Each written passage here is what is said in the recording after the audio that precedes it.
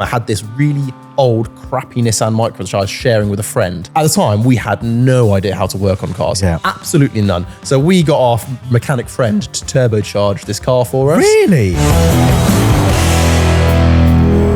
Hello everyone and welcome back to the Auto Alex podcast, home of automotive financial mistakes, our life in cars, weekly car hunts, got to say that quite slowly, car news and interviews with special guests. This week you join Rory and I with TikTok star and YouTube rising star Jack McNeil to talk about his passion for all things left field and the path that he's taken to make YouTube his full-time job. Jack, welcome to the podcast. How are you doing? Thank you for having me. I'm very well. We've seen quite a lot of each other recently, haven't we? I know we have. We've done a video recently. We have, yeah, which will be coming out very soon. Very excited, but you're doing well. Yes, very well. And looking well, and you've turned up in a rather spicy car. Yes, I have, in my Honda Jazz. Honda Jazz. With a spicy engine. With a spicy engine, which we will get to in a minute. Because before that, what have we all been up to? Rory, let's get started with you. What have you been up to? I've been trying to fix my Aston Martin. Oh, is it broken again? No, it wasn't broken. Just the windows didn't want to go up or down. Okay. Yeah. Yeah. Which turns out, I don't know if you've had this, Jack. Because Jack also has an Aston Martin. What is it, a V8 Vantage? Yeah, the best car in the world, yes. Yeah, Right, okay. I will actually agree with you there. Yeah. Yeah, it is the best car in the world. Really? Yeah. Why did you not turn up in it, Jack? I didn't want to get it dirty. Right, okay, no, that's fair. I see Rory doesn't really have that. What are you trying to say, Jack? Rory doesn't clean his cars. It was very. It's very a beaten dirty. up daily. That's what it's used for. Oh, God, yeah. God, the amount of money that you have that just flows through your veins. Yeah. Or more like I live on a farm Yeah. and there's a lot of mud on the roads. And you don't clean your car, so why would you? Okay, Plus, it looks better, and it is a bit beaten up, isn't it? Like the grille, there's things missing. Look, it was cheap. Yeah. I bought it at an auction. Yeah. It was a good deal. Okay. Yeah. I don't think we've ever actually said that I bought it at an auction. But I bought it at an auction. Copart. Yeah.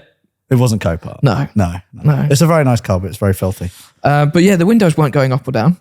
So turns out, Yeah. again, checked on the internet, Yeah. just says to swap the fuses around for the left and the right door modules. Swap them around. Sure enough, started working. Well, both I'll windows. take note. Yeah.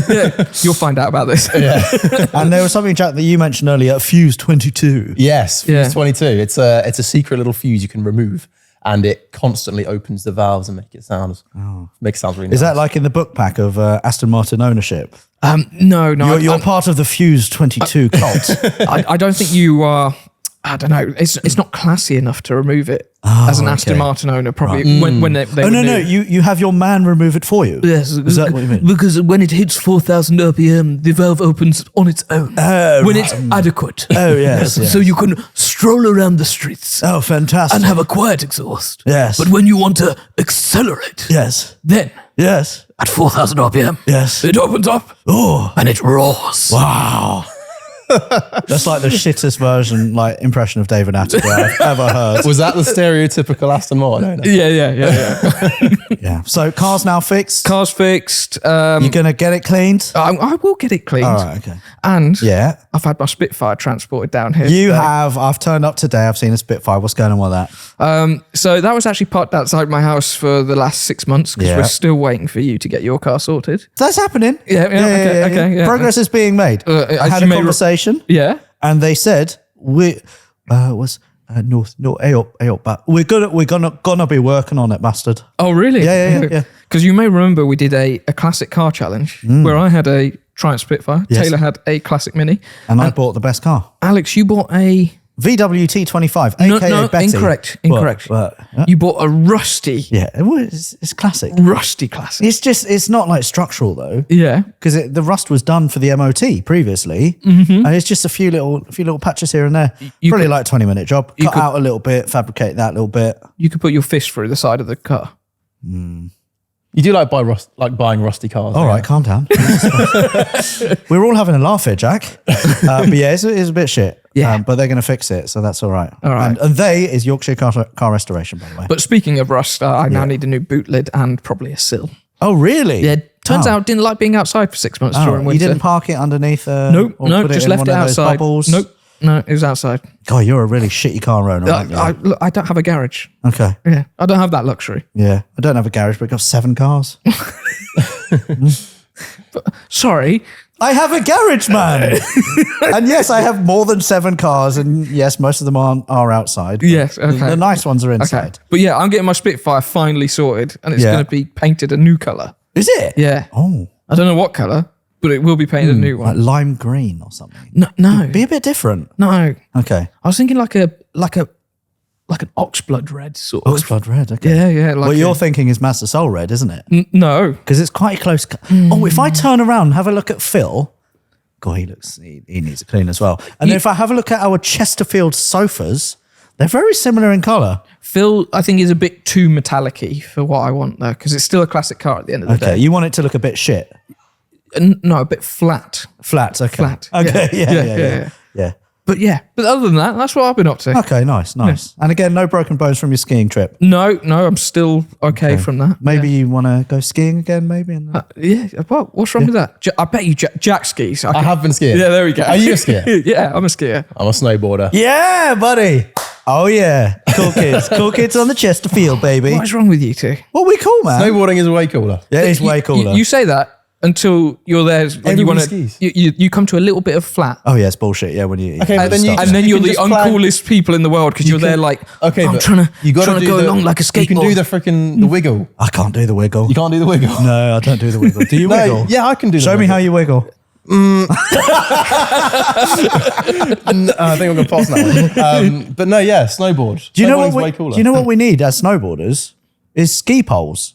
This is true. The skiers don't need the poles because they can like That is actually reverse a good point. snowplow up. We will just nick your poles. Maybe you next should time. try this next Yeah, time. exactly. Yeah. I'm going to reinvent the sport and just nick people's poles. Maybe instead of taking Taylor skiing, Yes. we should take him snowboarding. Oh, that would be brilliant. Has he ever been before? We took him skiing for the first time, and he was terrible. Yeah. Like everybody's terrible at first. No. Taylor was- He was terrible. Yeah. He was so bad that he couldn't even get down to the actual first lift to then get back up again. So we had to walk back up the mountain. No, he had to walk back up the mountain. Yeah. He fell over and then after like 3 falls, he just couldn't get up. Yeah. And he was like, lads, I'm done. I'm going. But snowboarding. Yeah, good. No, that- Very good. Snowboarding's a lot more difficult to pick up, I think. What So I about think it'd be more entertaining, actually. This is what I'm This is a thinking, good Jack. point. Yeah. should we put him on like a race snowboard Oh. and it just can't fall down?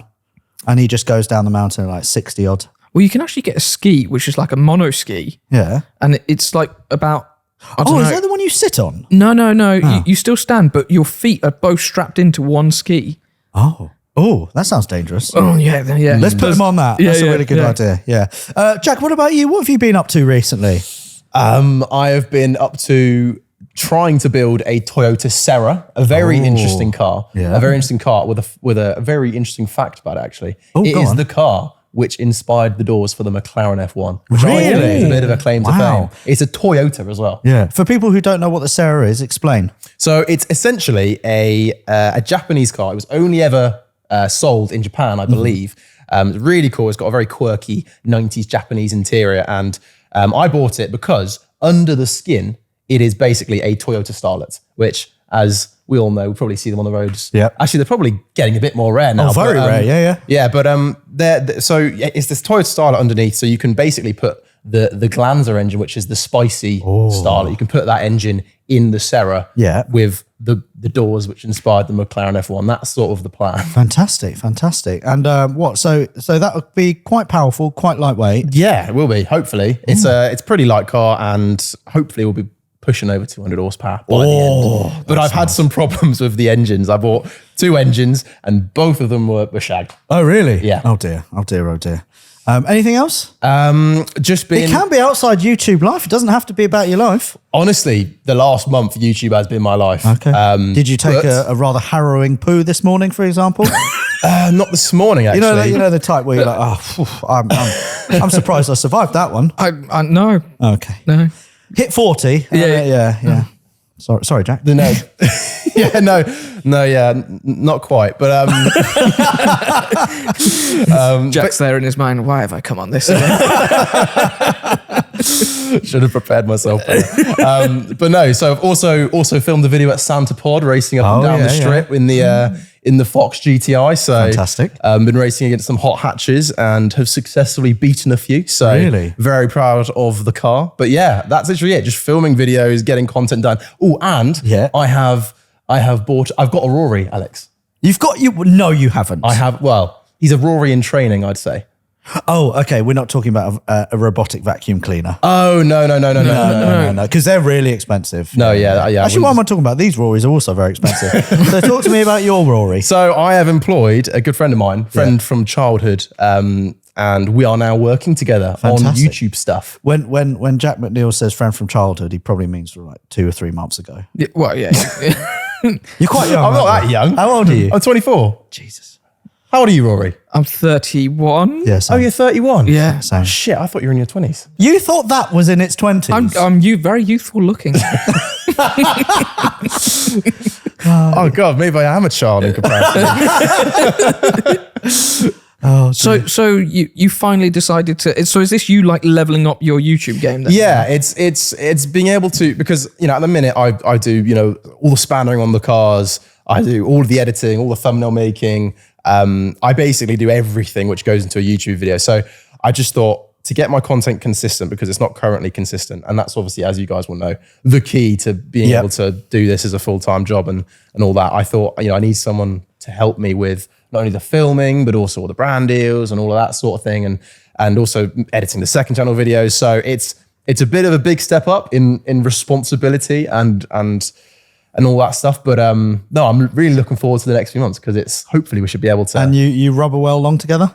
Oh yeah, I mean, we've been mates for 3 months ago. So no, we've been mates since we were literally in nursery. So we get on well. Good. And hopefully it goes well. Yeah, nice. I remember the first thing I actually said to you, and is it? Javier? Yeah. Javier, Spanish. Javier was, you will argue. You'll argue a lot, but it'll be fine. Yeah, I mean, I'm sure there'll be some bumps in the road, but... Yeah, bumps. No, we've never argued. We've never argued at all. I wouldn't call them bumps. I'd call them brick walls. Yeah. And lorries coming the other direction that you just crash into. You just got to smash through. All right. But here we are. Yeah. We're doing well. Still alive. Just, what is it? about. What is Rianne says when I get back from work? I'm like, how was your day? She's like, surviving, not thriving. I'm like, yeah, mum life. Any more to add?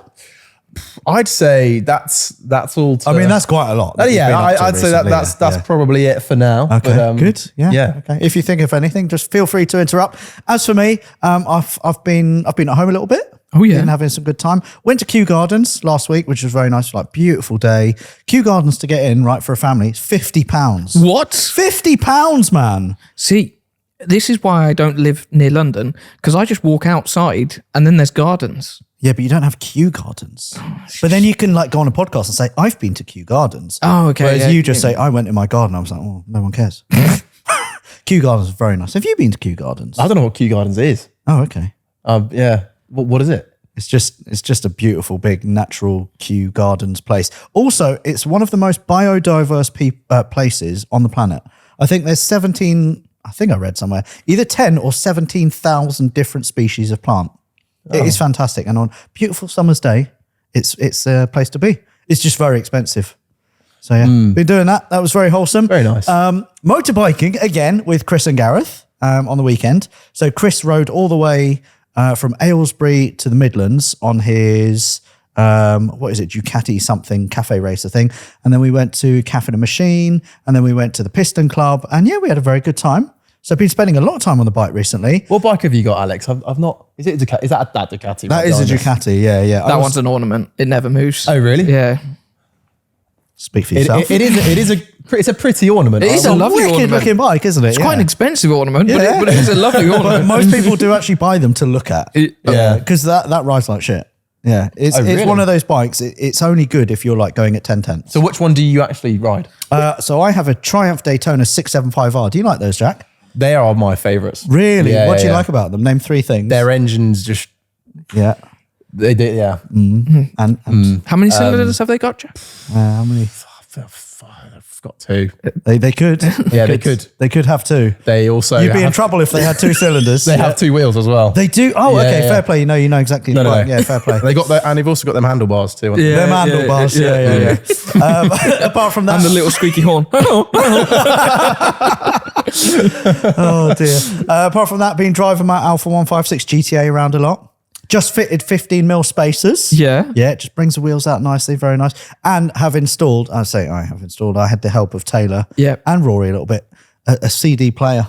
Ooh. Yeah, it's not Bluetooth compatible though, so I have to listen to like radio too. Oh wait, so do you actually like swap out the CDs? That's how you listen to your music? No, I sing to myself while playing with an abacus. So you installed a CD player when you could have installed a Bluetooth stereo? No, it was in the boot, man. Oh, it came right, with the got car. you. But I do got want you, a got you. Bluetooth compatible thing. You should have said, Jack, it was like something of like, I don't know. You know, in Halfords, when they first came out with these little screens on the front of them, and they're still in black and white, but it has like small little graphics, and it's like a Sony first gen graphics display good, isn't it? thing. Yeah. Whereas it was even before the color LCD sort of thing. Yeah. But he's Before got you one were of born, those. Jack. Probably. Yeah. Jack's just like, what? What reg are you? Does yours not have an iPhone? I am a Y-Reg. Are you a Y-Reg? Is that 2001? Well, yeah. Well, actually, no. I'm a. What's the one No, before? you're an 01. No, I'm a zero. I'm a oh, God. zero. I'm a 00. What Zero. would that be? I don't know. Is that X, Y. I think that'd be Y. Yeah. Is that You're an X or a Y reg? yeah. At least he's not in the numbers. He's not like a 52 plate. That would be really bad. Yeah. I'm a C reg.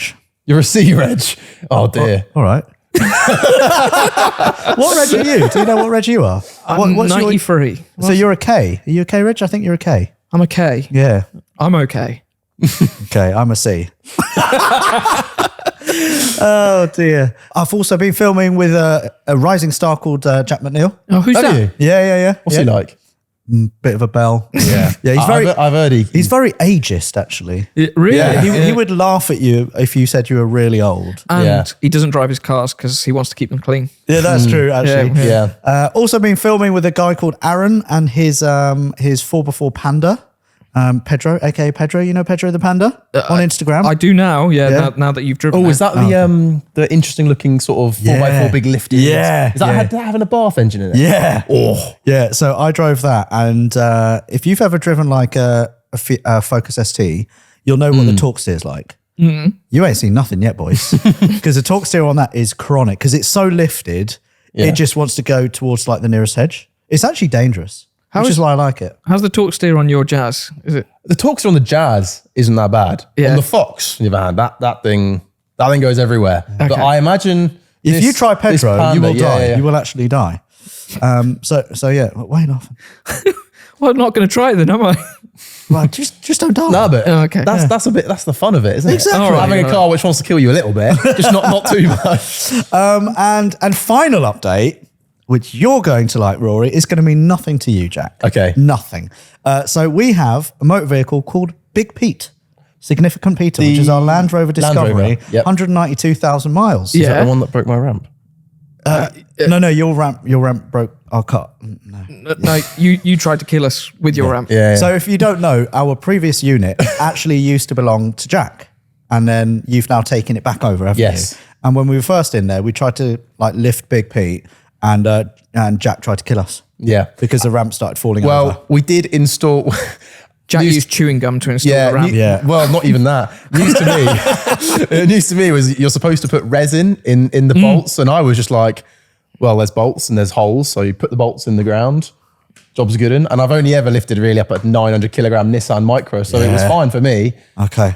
But then Big Pete was a bit too big. Yeah, and then I had to pay a man to actually install it properly. Yeah. So you're welcome. Yeah. But then you robbed all of my stuff in the unit, so you're welcome. I did, yeah. Yeah. So Yeah. goes around. And then it does. It really does. Yeah. So anyway, Big Pete, the actuator. We think that the actuator on the turbo is sticking. Yep. To get to the turbo, you need to take the body off. Very expensive job, blah, blah, blah. We don't want to do it. Plus Big Pete, quite sluggish, 192,000 miles. We've been speaking about a company called MDRS. Yeah. And they do the Range Rover Sport TD V8 swaps in those cars. And I said, I'm going to have a chat to this company. Okay. I've chatted to this company. Yeah. And Big Pete is booked in for the 14th of April. To put a TDVA in it? Yes, he is. Wait. Sorry, get me in the drift. What right. engine has it got in a minute? So it's got a 2.7 TD6 in it, which they are underpowered, and then they also then put a 3 litre in the Discovery 4, which is the one. I don't know if you've ever heard of the crankshaft snapping in any of these Land Rovers. Can't say. Okay, they're notorious for it. Okay. So they never actually put a good engine in a Discovery. Okay. None of them have a good engine. But they did put good engines in the Range Rovers. Right. And they didn't want to put these good engines in the Discovery because they thought it would impact the sales of the Range Rovers. But turns out there's a company that can actually take the Range Rover engine and then put it in a Discovery. Wow. And that's what we're doing. That is very exciting. Funny story. actually. MDRS owner David, he's actually got a customer in at the moment who's having one of these conversions done. Yeah. Customer says to David, "Oh, by the way, Tom and Alex and Rory were talking about the conversions, blah, blah, blah. You should get in contact with them." So Tom had spoken to David previously, but not mentioned who he was. Yeah. And then David, the owner, was like, "Oh, that must be that Jaguar Land Rover specialist guy. Let me give him a call back." Anyway, they've had a chat, and Tom's basically said, Yeah. I want you to do it with Alex first so I can see what it's like. So we're the test subject. We are the test subject. And I'm very happy too because, 3 days the conversion takes. We need to go all the way Oop Noof, and it's like Durham, I think. So it's like 5 hours away. Okay. That is quite up north. Yeah. So we need to hope that Big Pete actually makes it there. We'll do a little bit of filming and then we'll come back on the 3rd day or so. And then Big Pete will have a V8 diesel. That is pretty cool. And then you'll be happy? Yeah. Except for the seats? No, we do need to change the seats. Okay. I'll get you some cushions. Okay.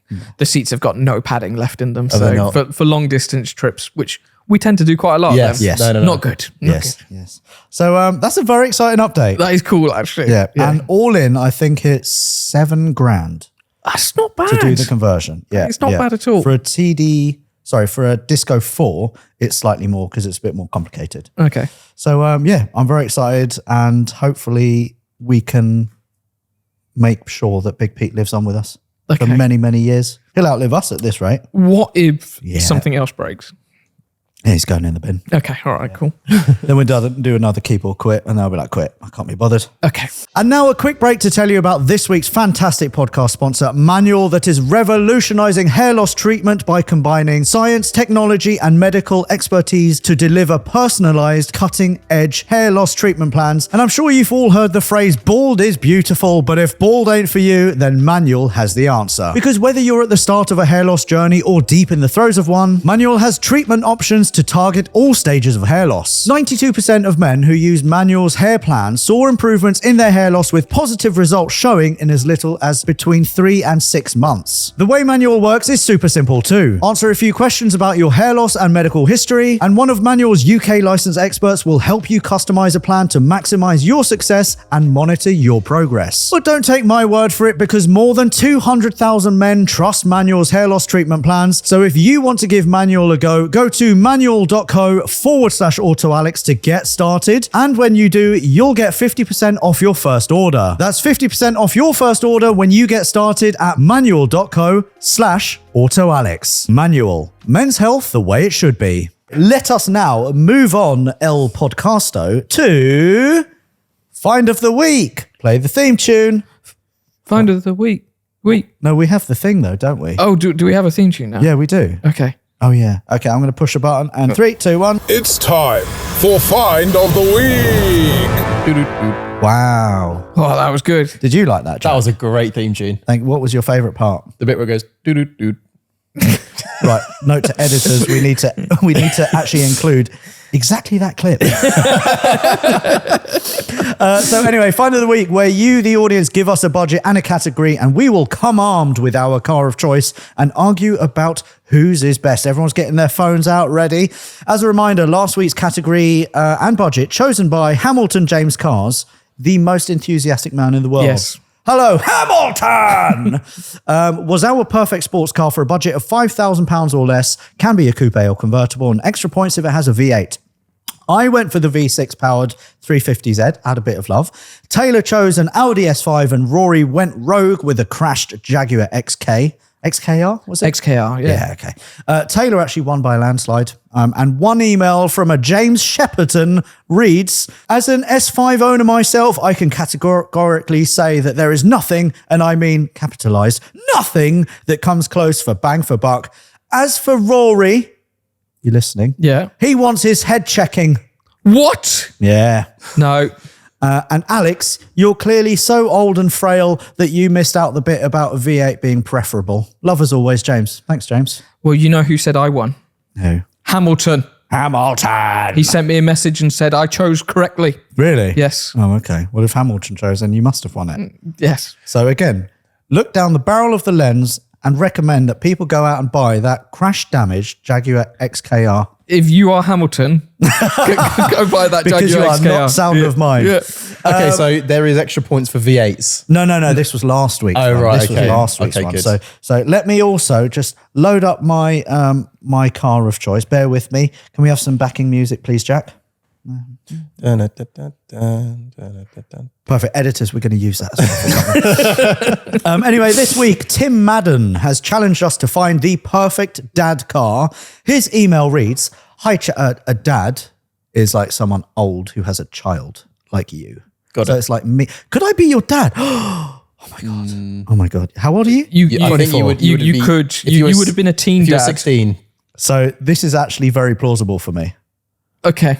Yeah. Well, plausible. We're going to move on. Hi, chaps. I am in the market for a new dad car to transport me, capitalized, my wife, and my 2 young children around. I would like it if it had a little extra spice to allow for some spirited driving on the weekend without the kids. The kids are still in big rear-facing car seats, so it has to be a 4-door with some decent rear cabin space. Budget is between, it's big this week, 10 to 15,000 pounds, ideally not an SUV. What do you think? Keep up the good work. Tim.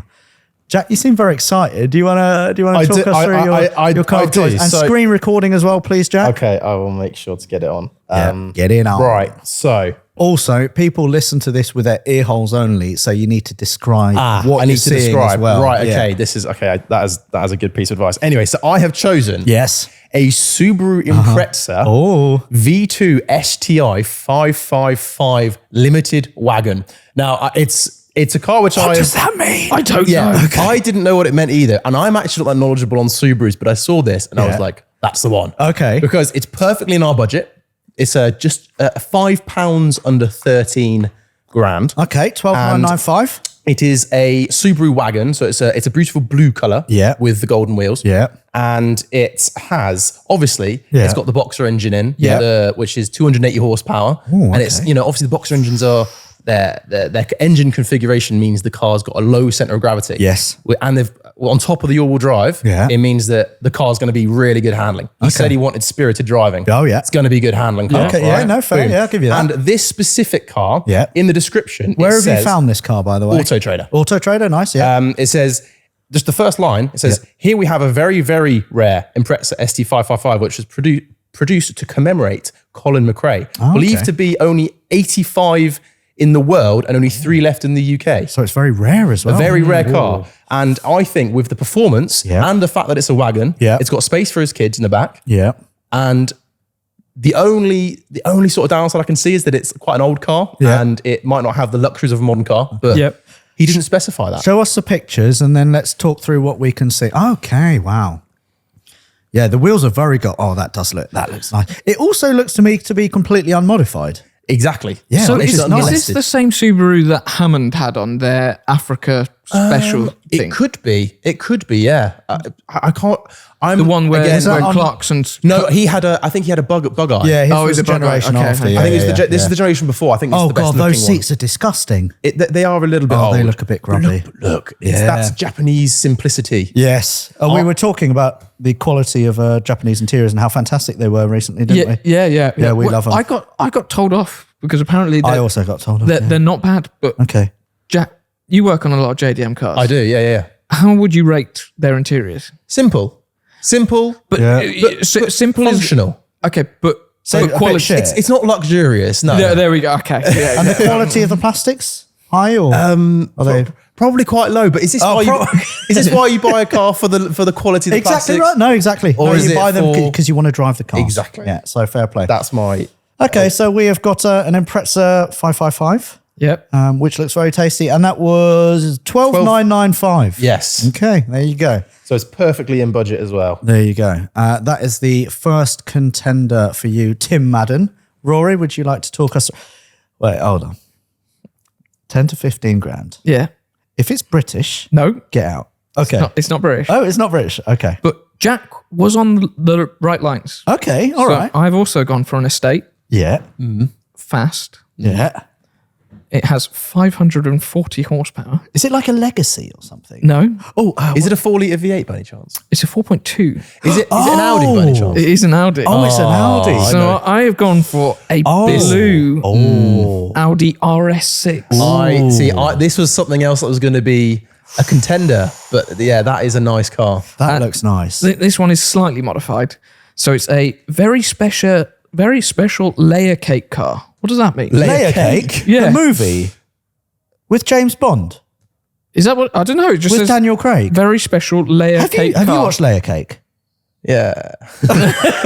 What's your favourite part? Name three. The bit where they layer the cake. No, Layer Cake is a fantastic cult movie by director Guy Ritchie. Oh, I don't. Fantastic movie. I don't know. Was there an RS6 in it? Yes, and there's also a P38 in there, bright yellow. So Layer Cake is honestly, watch Layer Cake. It's got drugs, it's got fast cars, it's got Daniel Craig just being a badass. It's great. Really good movie. well, I don't know if this is the car or whether it looks like the car. Maybe it's the Layer Cake spec. Yeah. Okay. Maybe it's got cocaine all over the dashboard. Maybe, Yeah. but it has been stage 2 RC tuned, Yeah. so it's 540 horsepower. Yeah. Timing belt and steering pump have been changed 1,500 miles ago. Okay. Loads of paperwork, loads of things, just been MOT'd and serviced. He said that he could go on. What's the gearbox on that car? What sort of gearbox has it got? It's got one. It does have a gearbox. Yeah, no, it's got one. Good. It's an automatic. That's not CVT. Is that minus points for an auto? Could that be Is somebody say CVT? minus points for an No, auto? it wouldn't be a Yeah, I think CVT. probably, yeah. That's got to be minus points, surely. It wouldn't Yeah. be a CVT. No. Yeah, but Just it's like still an everybody to auto. know that my Subaru was a manual. Yeah, but he says he wants it as a daily though. Yeah, but every car I've ever For daily has been a spirited manual. driving. Spirited Yeah, but that's- driving, you're going to be like that's- CVT. That's because you're foot young. Down and All right, Alex. Yeah. Would you have a daily manual now? I do have a daily manual. It's Well, my all Alfa right. Romeo. If you could put a manual in your G31, would you? No. There we go. That's it. I'm sorry. If you for a daily, once you switch to an automatic, you will not switch back, Jack. I promise you. Well, Well, maybe Tim Madden is also a child. No, Although because he's got kids. Yeah, he's got kids. I think this is the right choice. An Okay, fine. RS6. Yeah, and it's a blue colour. What's the mileage on it? So this only 75,000 miles. Oh, okay. Yeah. It's this is a good car. Okay, and the final thing, And the price, the price. Thank you. 13,995. Oh, so that's a grand more than yours. But a grand spare still on the budget. Exactly, yeah. this is true. Which goes to show me that you're not taking this seriously. Oh, okay. Go on Yeah. then. What's your choice? Okay, so I am using all of the budget I swear. minus £1. Do you own this car? No, Okay. I wish I did All right. because it's the estate version of a car that I own. I am on an Alfa Romeo hype train at the moment. Let me just quickly do my screen I wonder recording. what car it could be. Yeah, I'm looking at You it. I'm should like, probably know. is that not just the car you've got but an estate? Yeah. It is, of course, an Alfa 156 GTA Sport Tourer. That is pretty nice. And it's also Mazda Soul Red. That is quite nice, actually. that is quite nice. Yeah. Okay. All right. The specs. This is on Car and Classic. Where was your Audi? Auto Trader. Auto Trader. And we've got Japanese car, Italian car, and a German car. Yeah. Got a good mix. We've done well, haven't we? A shade under 90,000 miles. It is red in colour. Private seller. Very rare example of an Italian thoroughbred, one of around 110 UK-based examples of the 156 GTA Sport Wagon with a striking factory colour, powered by a 249 brake horsepower, 3.2 Busso V6, and we know how good they sound, coupled, and this is very important, Rory, coupled to a 6-speed manual gearbox. Sorry. Apology accepted. No. But what did you just say about having a daily? Yeah, but So negative points. this car needs a manual gearbox. I agree. Yes. But it's his daily driver. Did he say daily? I've actually No, forgotten. you can daily a manual. Yeah, you can daily a manual. God, you're so old. Is he? I swear he's the oldest one here. He is the Mentally, oldest. he must be. Manual 6-speed, comprehensive service history, blah, blah, blah. Fully restored paint, bodywork, new front seats, very nice. 2 owners since 2002, including myself. Close to my heart and been looked after by me for over 20 years. New cam belt, gasket set, cylinder heads, covers, new water pump, inlet pipe, auxiliary belt, lower suspension arm, new thermostat housing. It has had everything done to it. And I speak from experience when I say that car puts such a massive smile on your face. And if I could, I would swap this car owned by this man on Car and Classic, if you're listening, with that car. Although your car's probably worth a bit more than mine. I was going to say, why would he want to do that? How much did you Because pick he yours might up be for? an idiot. It probably owes me about 5 or 6 grand. Oh, Yeah. damn. Yeah, but it's a 10 grand car because it's so low mileage. It's only done 70,000 miles. To the owner of this car, it's only done 70,000 miles. And also, you're getting rid of this because you don't want the estate. Estates are really dangerous. You know how I know you love that car so much because if anyone knows Alex, he Look at the doesn't pictures, man. drive his cars, Jack. Yeah. Genuinely. So I saw him on the way back from our shoot driving his Alfa. Yeah. He's been driving it everywhere. I've never seen him like this with any other car. Like he always say, I really do like it. But he doesn't like it enough to drive it home. Yeah. But It's this ULEZ one- compliant as well. But this one he's driving all the time. I am, yeah. And I'm making a lot of Is this a angry V6 Buso noises. Are you? Okay. Is this a long term car for you then? It's the a long Alfa? term, yeah. Long term. It's going to be here for another 3 weeks. Oh really? Yeah. Fuck it, that is a long time. That is isn't long it? term, isn't it? Yeah. Yeah. I'll probably get bored. Until it gets put on one of these. And then it never moves. I'm looking forward to the big yellow Alfa Romeo to go. Yeah, that does need to go. I thought that was a Fiat. Yeah, it pretty much is. Yeah, it's a crash damaged Fiat. Yeah. When is that going? I don't know. Freddie, when's it going? Yeah. Have you revealed that? No one knows Tavares' real name though. Okay. Okay. Oh shit. Oh shit. Okay. Anyway, it is up to you guys to decide when Freddie collects that Ferrari because I don't want to see it. No, I'm joking. It's up to you guys to decide which one of us has chosen the best car. You can do that by emailing it at... podcast@autoalexcars.com, but we are not going to do that this time. Oh, why? We're going to do a poll. I was going to say, someone mentioned in the comments from the last podcast, do a Yeah, poll. yeah. How do we do that? Where? Can you do So that there'll on be in the description, in the link Yeah, below, there'll be yeah. a poll, Yeah. and then we'll see who's has won. What, a YouTube poll? Yeah. Can you do that? Not on YouTube. I've- It'll be like a link to another poll system. Oh, okay. Oh Yeah, yeah. yeah. I've never seen that. Yeah. Yeah, No, but- YouTube, make polls available. So have a look in the description. There'll be Yeah. a link, and you can tell us which car you thought was the better car. Yeah. Also, last week or week before, I did the detailing with Robin on the Yes. 147 Yeah, GTA. yeah. I put a picture up of my Alfa 156 GTA and a 147 GTA, the little hot hatch. And then I said, which one of these is better? Who do you think, or what car do you think people voted for more? Like the cooler, nicer car between a 156 GTA and 147.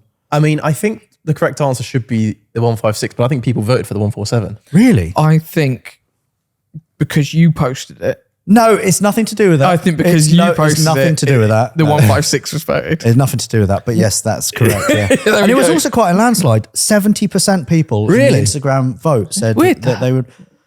Are you saying because I'm just so influential?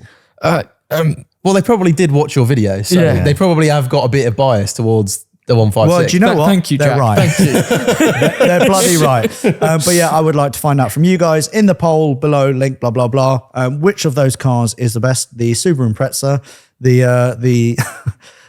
the CVT gearbox, Audi RS6, or the fantastic Alfa 156 GTA Sport Wagon. Before we continue, a quick show of love to this week's second fantastic sponsor, Febby Bilstein, whom we are now officially partnered with for 2025. Very exciting times. And I'm sure you already know the Febby name because their OE matching quality parts have helped keep countless cars on the channel alive, including Big Pete, which is now, by the way, going to be endowed with a TD V8 motor. Roger, my E30 behind me, our 260,000 mile KN, and also my beloved Alfa 156 GTA that I know I don't stop banging on about. We use Febby parts on a weekly basis and have installed their brakes, suspension components, have used their engine and gearbox service kits extensively, timing chain kits, you name it, we've done it, and we have always been super, super happy with their quality. And what we love most about Febby is that they literally have everything for every car at a fraction of dealer prices, and their parts are widely available wherever you go and get your car parts. And Febby also has a sister company called Blueprint that specializes in Asian cars, and just like Febby, anything you buy from there comes with a 3-year warranty. So do as we do and get your car parts from either Febby or Blueprint and use their simple online parts finder where you can enter your vehicle make and model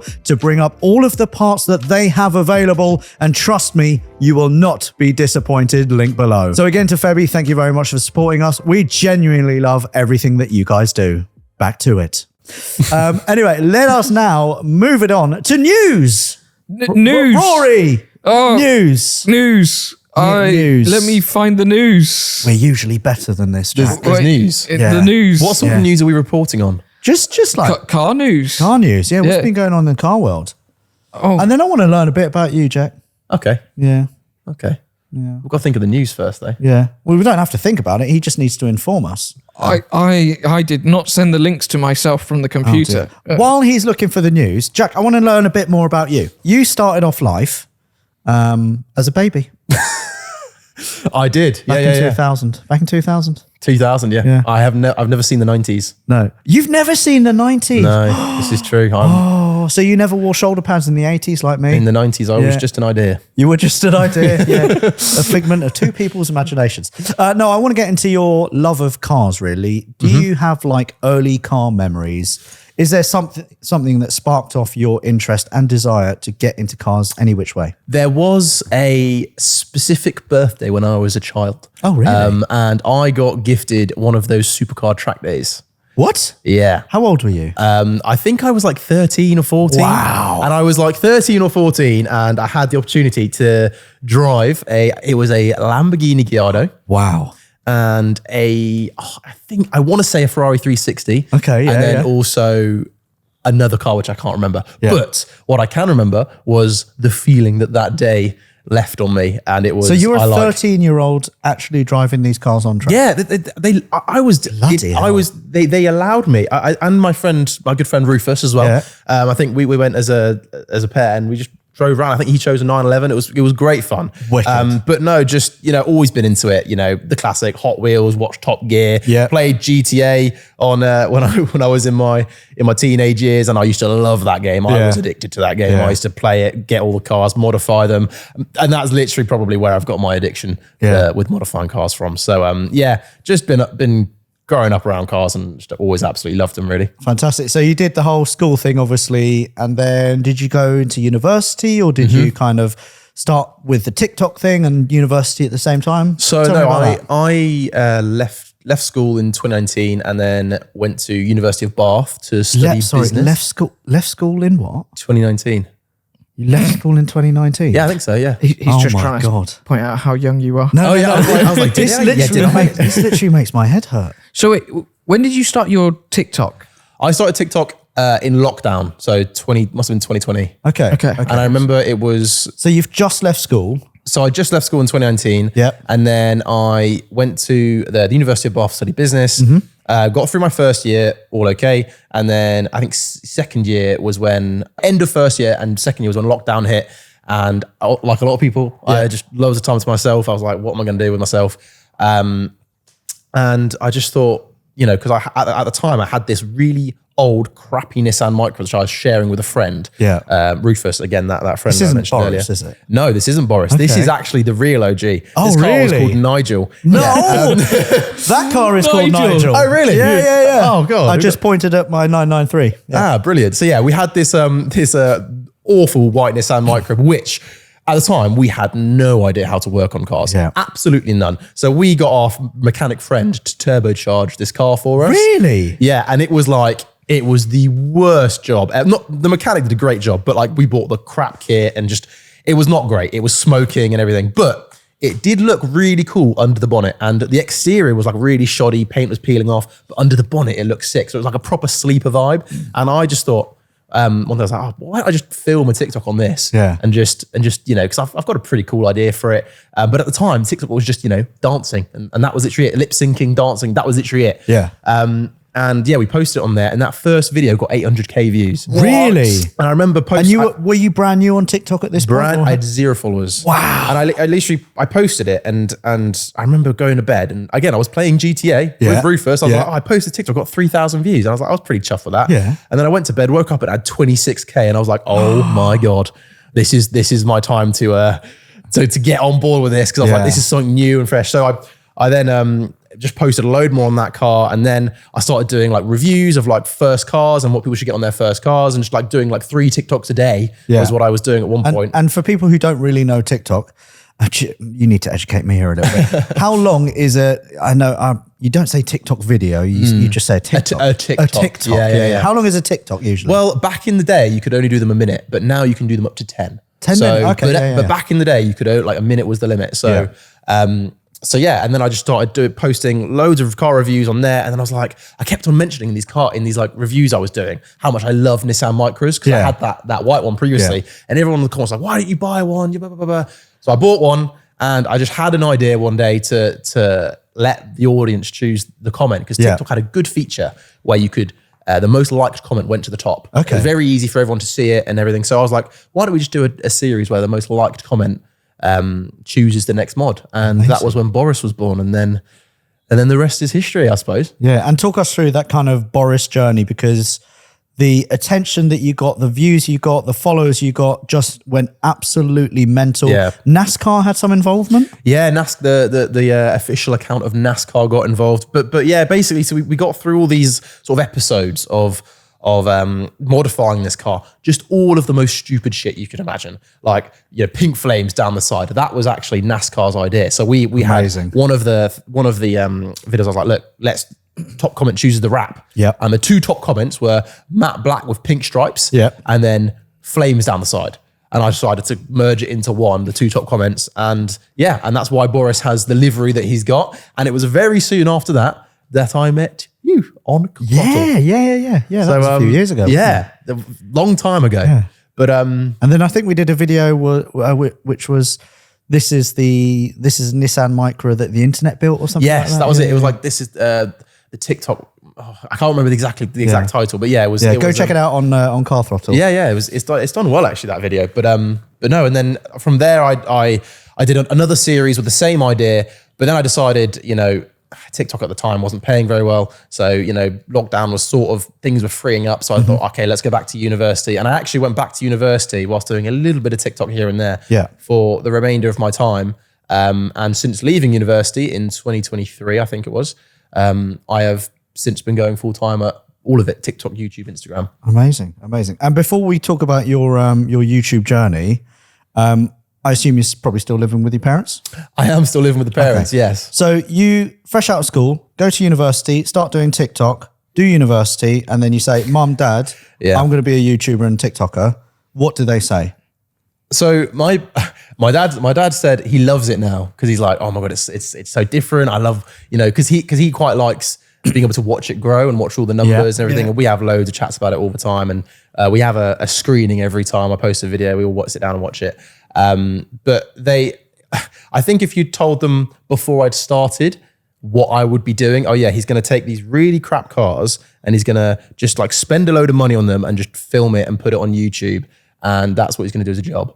My parents wouldn't have been very happy, not at all. But I think as they've seen it grow and as they've seen how it can like be, as you guys know, like the dream job, they're really supportive of it now. Amazing. But there was a little bit of hesitation at the start. There definitely was. There was a little bit, because they were like, oh, should we get a job? Like, should we actually do, what we should be doing, going to get a job in London or whatever? But I think, it was just too good of an opportunity to miss out on. Bit like me, you went to university, studied for like 3-4 years, did nothing with it. Yeah. And then just went and be a YouTuber. But to be fair, I did, there were lots of great people I met, like a lot of my friends now. Nice. And it was a great experience. I started a band in uni. Did you? Yeah. What's the band called? Oh, it was called Edge of 21. Wait, what, were you playing an instrument or singing? I was lead singer and guitarist. Oh my God. Right, question. All right, Are we going to find this on YouTube? Absolutely not. Oh. It is in the archive. Is it really? I do have videos of it, but you will never see it. So what were we like? yeah. Indie rock or? Yeah, we're doing sort of stuff like a lot of Arctic Monkeys, a lot of we did. I actually can't remember the names of all the bands now, but indie rock was sort of what we specialised in. Yeah. But no, we absolutely loved it. Was there ever a point when you were in your indie rock band that you thought this is going to be our future? Do you know what? There was one point where I was like, I really want to upload a song on Spotify because we wrote a few songs as well. But no, I sort of knew it had its sort of limited time. Because then you looked out the window and you saw the Nissan Micra. And you looked, this is my calling. This is my And you know what? We took it to uni a few times and it got some funny looks. But the lads who I lived with at university loved it. We took trips up to campus in it. Amazing. And everybody was looking at us like, what is that? But no, yeah, it was good fun. Good stuff. Did you ever get people recognize you at university from a lot of some people were like, they didn't really recognize me until I told them on the show. They're like, oh, you were that guy with that Micra. Because at that point it was like still already like a year and a half, 2 years old. So it was already like in the back of people's minds. There are a few people that sort of knew me from it, but I wouldn't say I was like a celeb on campus. Definitely not. Or a B-knock. You ever heard that? A B-knock, big name on campus. Big name on campus, yeah. No, I wasn't. I was an S-knock. Small name on campus. A snock. Right, so you've obviously transitioned from TikTok onto YouTube now. Yes. Tell me, what was that like? Was it a difficult thing to transition from? What are the learnings? Because obviously the whole world of YouTube is way more in depth. Oh yeah. You've really got to give it your all. So what's 100%. That kind of transition period been like for you? It was very challenging at the start because TikTok, I think a lot of people who are on social media would agree that TikTok views are much easier earned than YouTube views. There is a lot more that goes into a YouTube view than a single TikTok view, which is why a YouTube view is more valuable to advertisers than a TikTok view because it's a lot longer, XYZ. And you have to, really have to, I didn't do well on YouTube at all until I started really researching all the other channels. What are other people doing? How are they making YouTube work? What are the aspects, the certain things that they do with their content which makes their videos do well? Until I started studying it like that, none of my videos were doing particularly well. But it's just, a case of, trying, researching and eventually finding some success and yeah.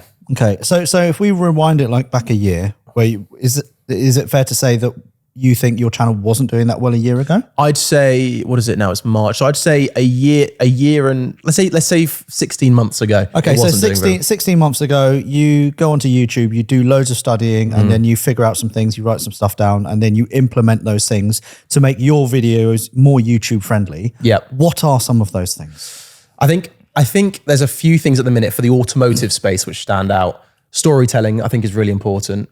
Building a story, whether that's a story about a car, whether that's a story of what you want to achieve with the car, outlining a story which people can get behind and people can be invested in, I think is really important. But also, with sort of my particular content, which is, working on cars, getting a lot done, gone are the days where you can just fit a set of coilovers and that's a video. You have to really, as you guys will know, get loads done in a video to keep sort of the retention because, lots of people are doing lots of work. We've got one person to blame for all of this. One person. Yeah. Matt Armstrong. His videos, he just gets so much done in one video. He does. Yeah. Sometimes I watch them and I'm like, how has he I done think that? he's from the future and he's just able to freeze time.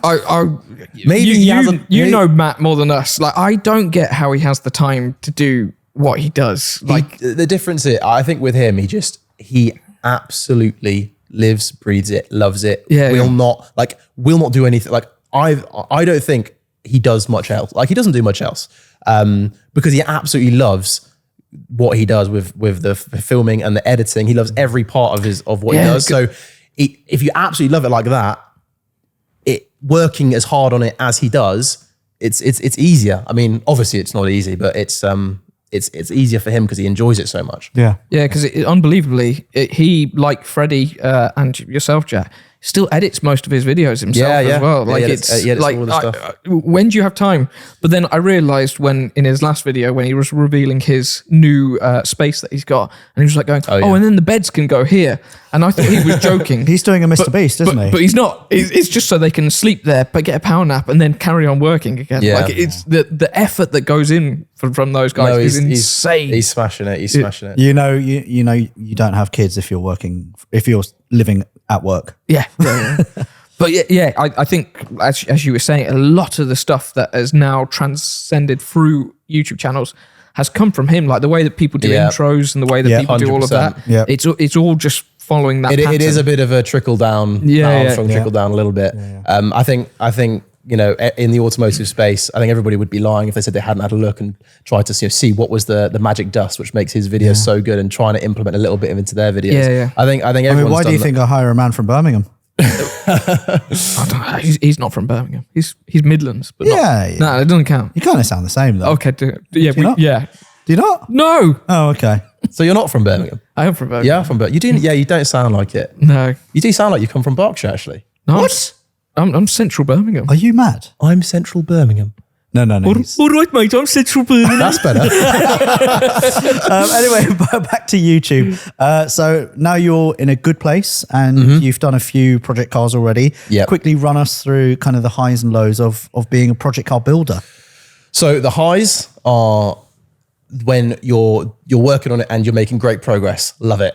And obviously the end product is always great once you get there. But the lows, oh my God, the lows can be a snapped bolt can literally waste a whole day. Yeah. I'm sure you guys have been there.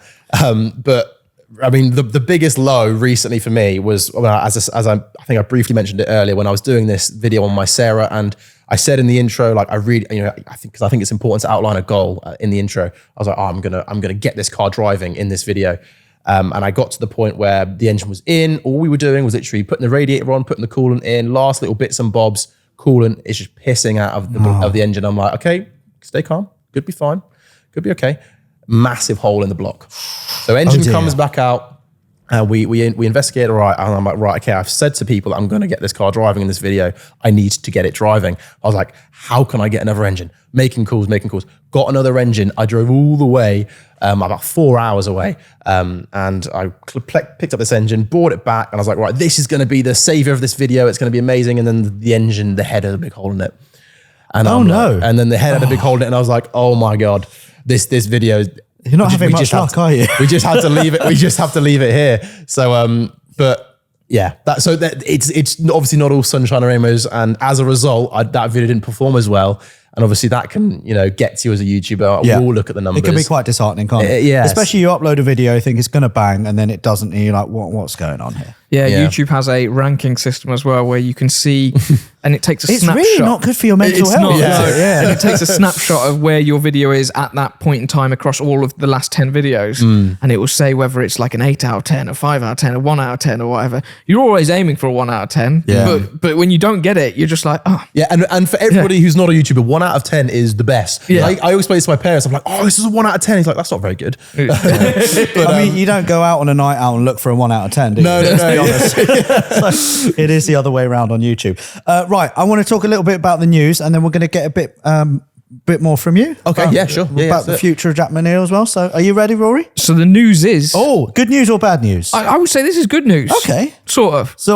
Okay. So Nissan have announced that they will probably be doing a new GTR and a new Z version. Although... it's looking that they are going to be both electric. Oh, no. Yeah. Why couldn't you say hybrid at least, man? No, sorry. Apparently, they're waiting for more battery tech to come out. Okay. But they are looking at releasing 2 new cars. I got so excited when I saw this. Yeah. I was like going, oh, God, they're going to be releasing new sport cars and stuff. But no, it's just electric. It is. That is really sad. Boring. It's like... new battery technology. How can you make a battery different? Like an engine can be so different to a different engine with, the configuration, how many cylinders it has, its displacement, its tone, all of these different things.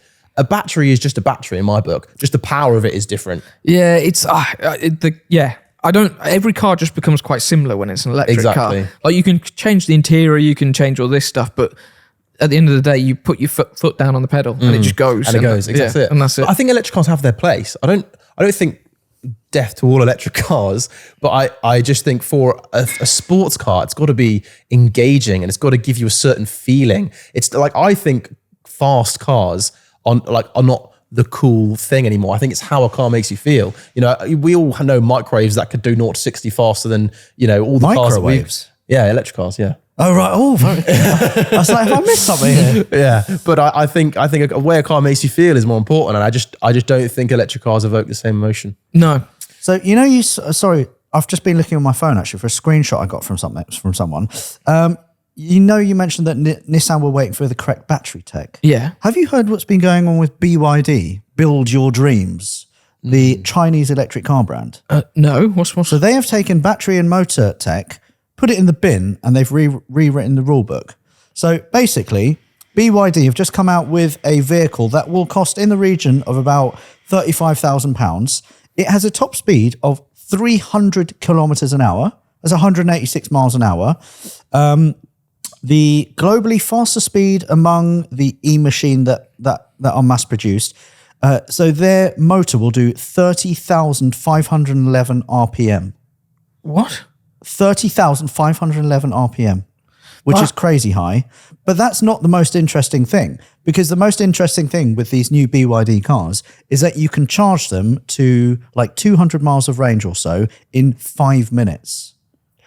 That is pretty incredible. Their chargers are now 1,000 kilowatt hours, which means that the likes of every other kind of European electric car manufacturer is screwed, like completely screwed. Yeah. See, that is impressive, but there still is one big problem with that. If you're going to mention infrastructure, they're working on that too.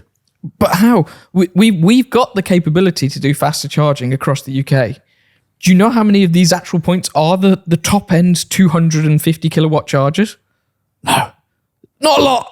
But that's why BYD are going to come and sort it all out. But who's paying for it? BYD? I think BYD will literally come and pay for everything, sort it out, and they will literally take over the world. And to be fair, I do think the first company that does that, they will have a huge monopoly, because it's not like a petrol pump where everyone, you can just put it in and the petrol comes out. With a charging port, you could say no, only our cars are allowed to charge on these fast. Tesla, Tesla. Tesla. That is how they became big, was by actually putting in a charging network before anyone else had a charging network. But now I'm not quite sure why Tesla have done it, but other cars can use Tesla's charging points now. You'd think as a brand you'd want to keep your cars and well, the it maybe space opens up the market, means that they can make more money through other manufacturers, right? Potentially they make money off the charging, so maybe. Yeah, but you'd think that you'd want to leave the spaces free, because there's a lot of times now where you go to these Tesla superchargers and they're all full. And people have got to wait. So, but now they're full with a BMW or a VW. So you'd think if you were a brand, you'd want to kind of lock it down. Aurora, you might have to consult Elon Musk on that one. I don't think he's listening to anyone these days. Speaking of Elon, he's in a bit of trouble at the moment, isn't he? Yeah, so Tesla sales are massively down. Yeah, I've heard that there's like a boycott on them. Yeah. Well, so everyone, and they're even getting destroyed. In the US, they are getting vandalized and destroyed, because obviously his views, which, I mean, is insane. Like, I don't think I've ever known a CEO, a president of a company with that outspoken views. Like, usually they stay very quiet behind the thing, because obviously they don't want to affect their companies and everything like that. And now his company's taking the hit for it. Yeah, that's a good point. Yeah, but it's okay because Trump has bought a Tesla. Oh yeah. So he's fixed it all. Also, he's done 20% import duty. Yeah, so he's just put a 25%, I think it is, on all car imports into the US. If you own an imported R34 in America, you're laughing though. Yeah, there you go. Yeah, true. Yeah.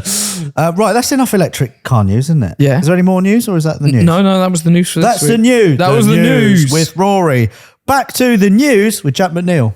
What's the future look like for Jack McNeil? Have you got a 5-year plan? I bet you got a 5-year plan. I haven't got a 5-year plan. I've always thought with YouTube, it's quite difficult to do a 5-year plan, because you don't really know what the space is going to look like in 5 years. Yeah. I have a year or 2-year plan. Okay. With like basically just all the projects that we want to get done, and how we want to get them done. I've got a few real sick ideas, I think, for videos going forward.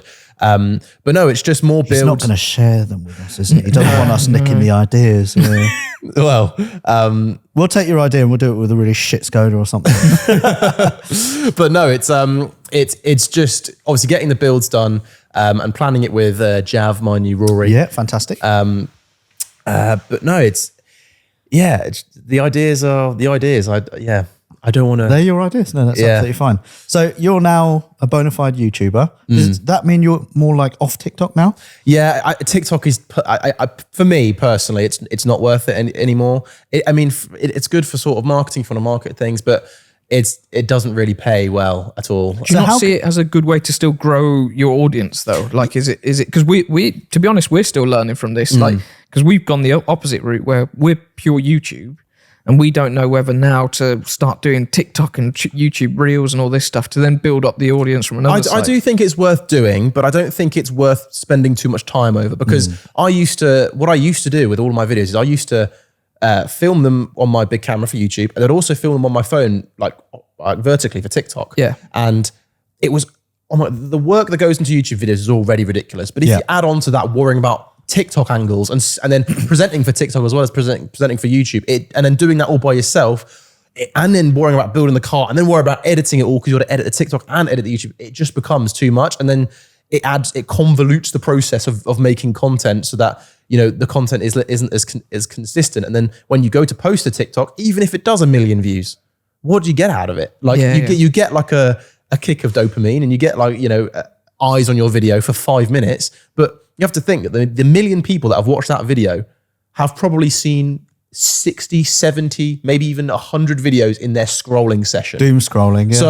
So it's not like 1 million views doesn't have the same impression as someone who has done 1 million views on YouTube, because most likely someone's watched 1, maybe 2 videos. That's all they have time for, right? Yeah. So 1 million views on YouTube is a lot bigger deal, because that's a whole evening for someone. Yeah. You know, that's their evening's entertainment rather than a fraction of their doom scroll session. You know? Yeah. And so when you started off doing TikTok, were you being paid? How does that work? So I was being paid slightly. Like I had brands come up to me and do collaborations, but the collaborations were never like stable. Yeah. That's what I like. Obviously, you know, we like about YouTube is that it's, you know, the ad revenues same time every month. Yeah. And you've got you can put integrations in every video, but with TikTok you can't integrate the sponsorships into the videos, because obviously as soon as someone smells an advert, they scroll away. It's so easy to scroll away. Yeah. With a YouTube video, they're like, okay, if they don't want to watch it, they can skip it. But a lot of people are willing to watch it, and because it's a 20, 30 minute long thing, you can integrate something in there. But with TikTok, you just can't monetize it. So if you want to do cool builds,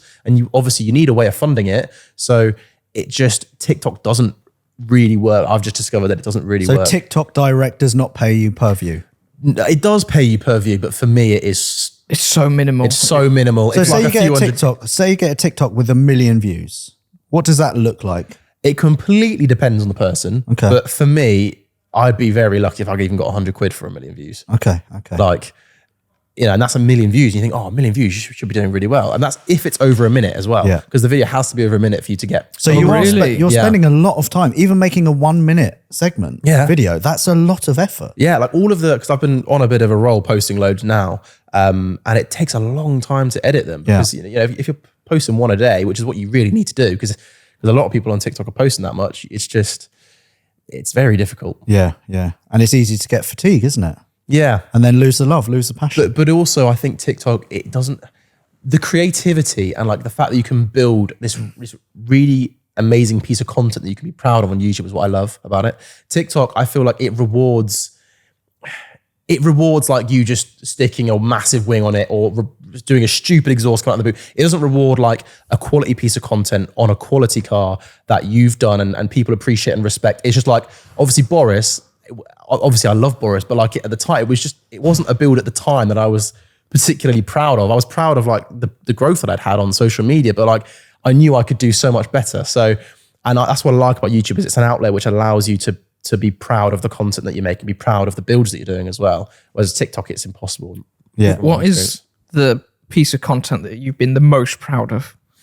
Or even could be a segment? I'd say it's the power video that I did on the Fox when I was doing the video on all the power upgrades, because that video was so much work. We had literally did all of these upgrades to this Fox. The engine was out. We put it in, downpipe, fuel pump, injectors, turbo.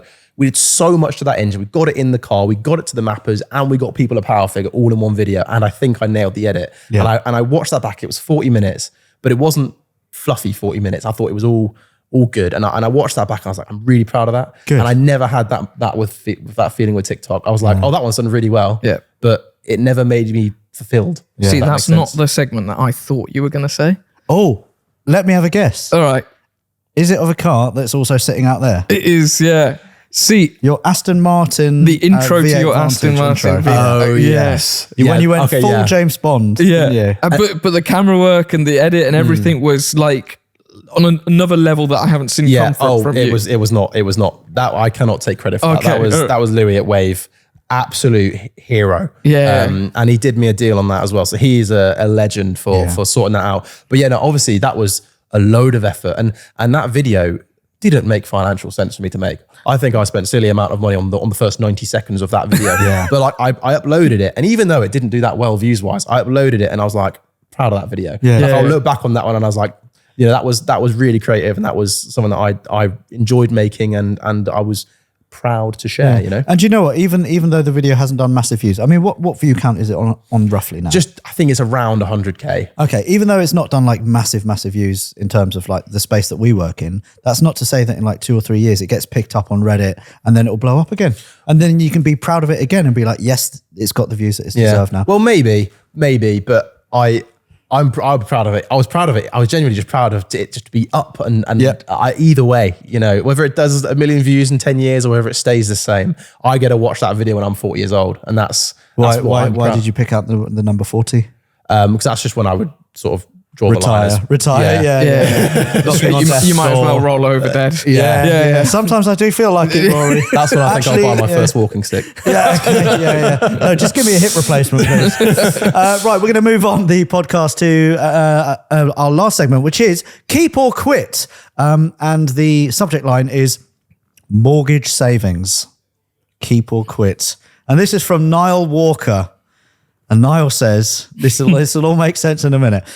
Hey guys, I'm in need of some car advice or a humbling, and I'm turning to you, probably against my better judgment. So here's the situation. I recently found myself with an unexpected opportunity at work. I've been buying company stock, which they match and even throw in some extra rewards. Long story short, I've now built up a solid amount. This has been set up to be my house deposit. However, despite 2 years of investing, I am still a good bit off from ever actually owning a home. Now, you might not know this, but Ireland has a horrendous housing crisis. Despite making a decent few quid, I'm still living at home with the family. Buying a house here is no small feat. I'd likely need a partner for a mortgage, and renting just feels like throwing money away, especially since I only commute to Dublin twice a week. And even then, I need to borrow my mum's EV for the free charging perks. Here's where the madness comes in. I currently have a lovely Mark 7.5 Golf GTI, which I absolutely adore, but I've no intention of selling it, so I had the sinister idea of putting the house deposit cash towards my dream car, a Mitsubishi Evo. As I would be able to live a childhood dream while also having a car where, all going well, I won't lose too much money on. The only issue? Insurance, aka the crack police, might have a meltdown, and my parents probably wouldn't be thrilled either. So, should I potentially sacrifice my mortgage savings to afford a fast appreciating dream car? Am I mad, or is there some logic to this? Would love to hear your thoughts, and thanks for all the fun podcasts and keeping me sane during my commutes. And that is from Niall. So, Rory, I think you and I are going to have conflicting arguments here. Okay. So why don't you get us started? Should Niall buy his dream car, sack off the savings, and hope that dream car, A, he'll have a lot of fun with, and B, it will appreciate? Yes. And then he can sell it and get the mortgage. Yes. Okay. Yeah. So you're very much live for the now. Yeah. My attitude with life is always live for the now. Yeah. Don't really plan for the future at all. But yeah, the problem is, I have been looking at trying to buy a house and stuff like that, but just the interest rates at the moment and everything just seems so unstable in the world. Like having a solid asset just seems to be the better move at the moment. Mm-hmm. Whereas if you're buying a house on a mortgage, and by the sounds of it, probably be putting quite a lot on the mortgage, although it is yours, as everyone likes to say, it's not really yours, is it? It's mostly the bank's. Whereas if you could buy the Mitsubishi, and yes, I would say a lot of these cars are, especially the old Jap cars, are going up in value stupid amounts. Not only can you drive it around and enjoy it, this could be something that will just keep in the bank, and he won't then spend the money on something else or fritter it away. So I would do it if you're not in a rush to move out. And then, as he said, he might find a partner in that time where he can then get a mortgage with them because and they might be really rich. And they might be, yeah. you might not need a mortgage, but yeah, it's one of those things, isn't it? Do you just leave the money sitting in the bank? I wouldn't. No, you certainly don't. No, I wouldn't. But yeah, I don't know. What do you think? Well, I'm a little bit more cautious. Yeah. So I would say go for the car, but there have to be some caveats. If you want to drive the car, you're at risk of crashing the car. You're at risk of it being stolen, damaging it, all of these kinds of variables that maybe you don't have any control of. So I would say if you want to buy it, and this sounds really dumb, put it in storage and then wait for the value to go up even more because you'll have higher value if you. It sounds stupid if you don't drive it. What's the point? I know exactly what's the point. But if you're thinking of it as a financial decision, it makes no sense to drive it. That's what insurance is for, man. Yeah, but the insurance is mentally high in there. Yeah, but it doesn't matter. You'll probably be going up in the appreciation. Yes, but he might actually be paying more for insurance on that because of Ireland than he would be for a mortgage. Well, mortgage. You know what he should do then? What? Move from Ireland. Okay, yeah. There you go. Our advice, move out of Ireland. Yeah. But as long as the car's insured, what does it matter? Yeah. If it gets crashed, gets stolen, whatever, it's... But also, I'm 40. I'm pretty old. I don't know if anyone's noticed. I would say as well, if you want to buy your dream car, wait until you can actually afford it properly a bit later in life when you can afford everything when you're super comfortable. What if he gets hit by a bus tomorrow? What, while he's in the car? Then he's written off the car. Yeah, and but then at least he bought his dream car, though. Yeah, but he got killed in it. Yeah, but it doesn't matter. It's better than being killed in your house. I know. Jack, what about you? Have you got any opinions on this? Are you looking for a house or are you just pretty chill at home at the moment? You can say you're chilled at home. I didn't move out until I was 29. Yeah, chilled at home at the minute, definitely.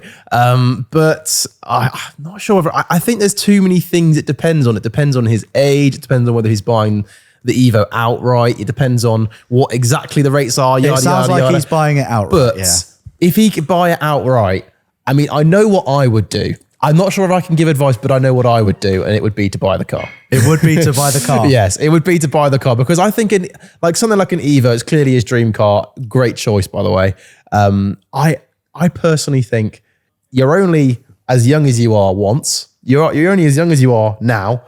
And you never know, in 5 years' time, you might have an accident, which means you can't enjoy your dream car again. Or there might be some factor, which means you can never buy it. Maybe the car's appreciated too much. Yeah. I think there's too many future variables that if you really are set on this car and you can afford it now, sacrifice the house deposit, especially, as you say, the world is in a bit of an unstable sort of situation at the minute. So if it was me, I would sell the GTI, as good as that car sounds, by the way. But then I would put it in the Dream. Yeah. Put it in the Evo. And I think you can't put a price on those memories that you would get from that as well. Like going around, doing road trips in it. And it's so practical. That's a daily car. You could drive that every day. Like an Evo, you could drive that every day. Yeah, all right, okay. You can't drive a house. You can't drive it. What? No, you can. Does it's called a caravan. Wait, so are we recommending that we get a caravan? He needs to get a caravan. Okay, yeah, all right. Buy the Don't car, get the Evo. Buy the car, sack off the mortgage, and live in a caravan. Get the Evo with a tow bar and buy a caravan. There you go. We sorted your life out. Okay. It is so funny how my perspective of things and your perspective of things are so different from each other with that. Yeah, I think that's because I've got to the age of 40 now where I haven't been hit by a bus yet. And I've been able to kind of grow at a steady rate that means I can actually afford the stuff that I want. But I don't think you would have, even at my age, I don't think you would have. No, I wouldn't. I was not in that position. Yeah, but you would have gone for the house. Oh yeah, I would have gone for the house. Yeah, yeah. But I had a partner at the time and everything like that. So Yeah. And also, like for me, I don't feel like I need everything right now. I do think delayed gratification is important. Yeah. I do think that's important. I do think it's important to set yourself a goal and allow yourself to be excited about something in the future because you can't quite get it now. I do think that's important. But by the sounds of things, I think Niall's been saving up by quite a lot. Yeah. And I think he's probably been thinking about this Evo for quite a long time. Yeah. So I think why not pull the trigger, There you go. So you need 3 things, Niall. You need the car, the bar, and the caravan. Job done. I was going to. We've done well here, haven't we? So going back to it just for a second. Yeah, go on. Did you? So your 993. Yes. Your dream car. Yeah. Was there a sense when you bought that where you were like, oh, I'm so excited, and then it was just like, yeah, it's good. There was. It was everything I hoped it to be, but I was like, oh, I was so excited, but do I really need it? Like, do it? Will this actually make my life better, or am I buying it to say that I bought my dream car? So I with the Aston, Yeah, I love it. I really do love it. Like would not unsell it. yeah, But there definitely was like you build it up so much in your head and then you get it. The idea of it is always better. Yeah. Even if it is fantastic, I think what you imagine it to be, you're like, oh my God, this is going to be the best thing ever. What is owning this car going to be like? I'm going to be able to drive this thing every day. Like, this is going to be incredible. There's a sense you always get used to, like you will get used to it eventually. Is that what you thought about your first Micra?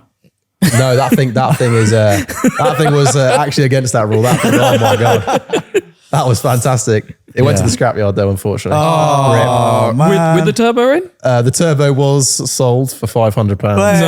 There you go. There you go. A bit of recycling. So there you go, Niall. Some conflicting arguments there. I always kind of tend to err on the side of caution. Roy clearly doesn't, and Jack as well maybe doesn't as well. Yeah. So if you really love it, maybe just live your life, buy it, and then hope that it appreciates, and then maybe in a few years it'll be worth that house deposit that you want. Or buy it and then sell it in 6 months. Yeah, and hope that it's appreciated. Don't crash it. It's not just gonna don't drive it. It's not going to depreciate, is it? If it gets crashed or nicked, it will. No. Actually, no. If it gets stolen, then you get more money. Also, with the way currency's going and stuff like that at the moment, you kind of like, why do you think gold's going up so high? I don't know if you've looked at investing in things at the moment. Gold is the thing to get into really? at the moment because everyone's so afraid of currencies going up and down. So, yeah. So what we're saying to Niall? Don't have the money sitting in the bank, no. Buy some gold. Buy gold. Buy four Wait, things. what? Add gold to the list. Put gold in the caravan. What? Let us know how you get on. Get a gold Evo. Yeah. Yeah. Oh, shit. Okay. Poor Niall. We've really ruined his life. And that pretty much rounds out this podcast. I wanted to end with one more thing from you, if I may, Jack. Has there been like a piece of advice that someone has given you in life about anything that you've always remembered or listened to or thought, actually, that made a massive difference? I know I'm putting you on the spot.